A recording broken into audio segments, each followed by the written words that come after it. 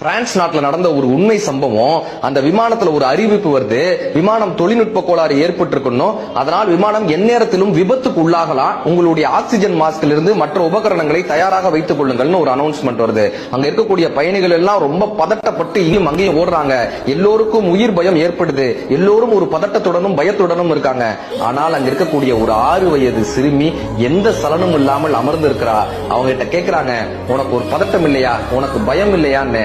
அந்த குழந்தை சிரித்துக் கொண்டே சொன்னாலாம், இந்த விமானம் கண்டிப்பான முறையில் விபத்துக்கு உள்ளாகாது, இந்த விமானம் காப்பாற்றப்படும். அந்த குழந்தை சொன்னா. எப்படி சொல்றான்னு கேட்டிருக்காங்க. ஏன் தெரியுமா, இந்த விமானத்தை ஓட்டுவது என்னுடைய தந்தை, என்னுடைய அப்பா கண்டிப்பான முறையில் அனைவரையும் காப்பாற்றுவார்னு அந்த குழந்தை நம்பிக்கையோடு சொன்னதாங்க. அந்த குழந்தை சொன்னபடியே அந்த விமானத்தினுடைய தொழில்நுட்ப கோளாறுகள் சரி செய்யப்பட்டு 15 நிமிடத்தில் பக்கத்தில் இருக்கக்கூடிய ஒரு விமான நிலையத்தில் அந்த விமானம் தரையிறக்கப்பட்டது. அந்த குழந்தை அவங்க அப்பாவை நம்பியது போல எவன் ஒருவன் தன் வாழ்க்கையை நம்புகிறானோ